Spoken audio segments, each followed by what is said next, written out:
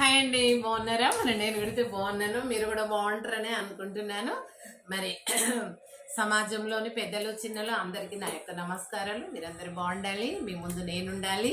మనమందరూ సమాజాన్ని డెవలప్ చేయడానికి పెద్దవాళ్ళైన మనము, విశ్రాంతిలో ఉన్న మనము, మరి మరి ఖాళీ సమయాల లోపల ఇలాంటివన్నీ ఒకరికొకరు ముచ్చటించుకుంటూ మరి సమాజంలో మార్పులు చేర్పులు ఆనాడు ఎలా ఉన్నాయి, ఇప్పుడు ఎలా ఉన్నాయి, అప్పుడు అభివృద్ధి ఎలా ఉండేది, ఇప్పుడు అభివృద్ధి ఎలా ఉంది అనేది మనం చూసుకోవాలి.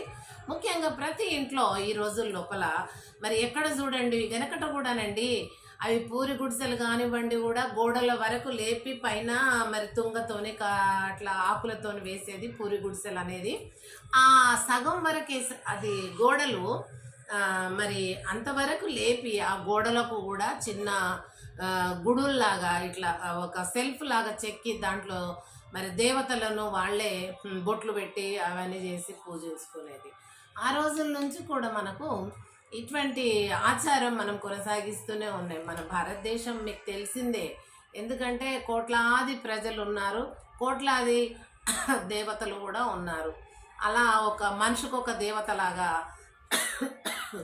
మరి మనము పూజించుకుంటూ వస్తున్నటువంటి ఆచారం అండి. ముఖ్యంగా ఇప్పుడు మన దగ్గర ప్రతి కాలనీలో ఒక గుడి ఉన్నట్టు, గుడి గోపురం ఉన్నట్టు, వెనకట ప్రతి ఊరికి ఒక కొండ, అంటే ఊరు వెనకాల ఇప్పుడు గూడెం లాగా ఊరులాగా ఒక చిన్న పల్లెలాగా ఉంటే ఆ పల్లెకు దగ్గరలో ఉన్నటువంటి మరి పల్లెకు కొంచెం దూరంలోనే కొండలు ఎక్కడైనా ఉంటాయి తప్పకుండా, అడవులల్లా అన్ని చోట్ల అడవులు ఉన్నాయి.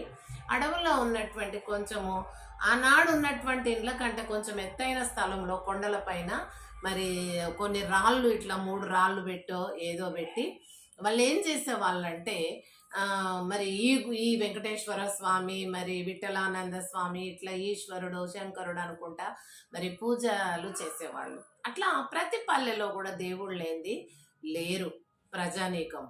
అలాగే మనం ఇండ్లలో కూడా చిన్న గుడులు, మరి చిన్న పూరి ఇల్లు అయినా కానీ ఒక గుడిలాగా, అంటే గోడకే సెల్ఫ్ లాగా చేసి అందులో మరి పసుపు కుంకాలు పెట్టి ఇట్లా పూజలు చేసుకునేవాళ్ళు.